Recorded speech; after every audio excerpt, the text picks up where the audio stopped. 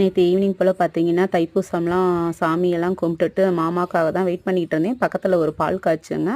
இந்த சந்தன குங்குமம் வைக்கிறப்ப பார்த்தீங்கன்னா எனக்கு நானே ரசிச்சுக்கிட்டேன். ஹேய் சூப்பராக இருக்குல்ல அப்படின்ட்டு மாமா பேசுகிறாரு பேசிக்கிட்டே இருந்தாருங்க. ஒரு வழியாக பேசி முடிச்சுட்டு வந்தார். என்ன பேச்சு ஓடிச்சுன்னா, நாளைக்கு எங்கள் கோயிலுக்கு மண்டல பூஜைங்க. ஸோ எல்லாரையும் இன்வைட் பண்ணிக்கிட்டு இருந்தாங்க.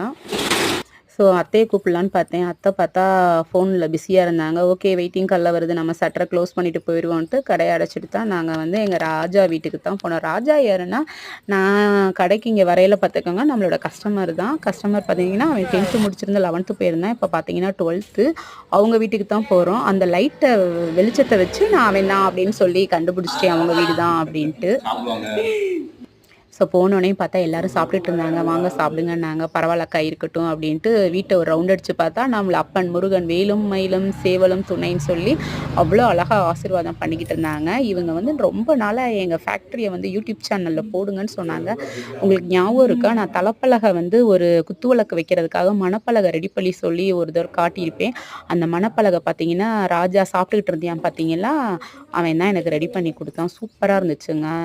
இவங்க வந்து எக்ஸ்ட்ரா ஒரு ரூமுக்கு செங்கலோ சிமெண்டோ யூஸ் பண்ணாமல் அவங்க வீட்டில் வந்து வேஸ்டேஜ் ஆகிற அந்த உட்டை வச்சு ஒரு ரூம் எடுத்திருக்காங்க அங்கே செவருக்கு பதிலாக.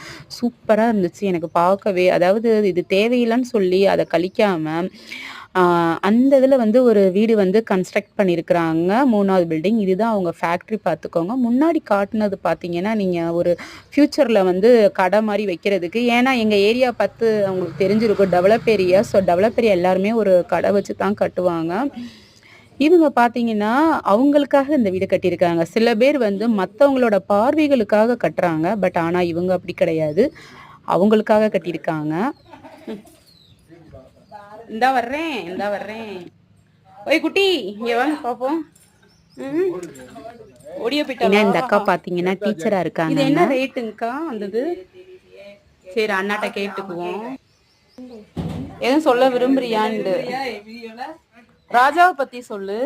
ஆனால் இப்போ நிறைய பேர் வந்து ஒரு மிஸ்டேக் பண்ணுறாங்க. என்னன்னா வந்து மற்றவங்க பார்வைகளுக்காக அப்படின்னு சொல்லி வீட்டை கட்டிட்டு கடனில் வந்து தத்தளிச்சுட்டு அது வந்து கடைசியாக வந்து லோன் கட்ட முடியாமல் வந்து நிறைய விற்க ஆரம்பிக்கிறாங்க. ஆனால் இவங்கள பொறுத்த வரைக்கும் அந்த வீட்டை பார்த்தப்போ எனக்கு தெரிஞ்சிச்சு அவங்களுக்காக அதை கட்டியிருந்தாங்க. ரொம்பவே சூப்பராக இருந்துச்சு. ஃபைனலாக நமக்கு இந்த தாம்பூலம்லாம் கொடுத்துருந்தாங்க. அவங்க வீட்டுக்கு கடைசியாக போன கெஸ்ட்டு நான் ஒருத்தியாக தாங்க இருப்பேன். ஏன்னா எல்லாருக்கும் இந்த இது கொடுத்துருக்க மாட்டாங்க. ஏன்னா கடைசியாக போனதுனால அந்த தாம்பூலம் கொடுத்துருந்தாங்க. தேங்காய், வாழைப்பழம், பூவு, வெத்தலை, மஞ்சள் பாக்கு இந்த மாதிரி கொடுத்துருந்தாங்க.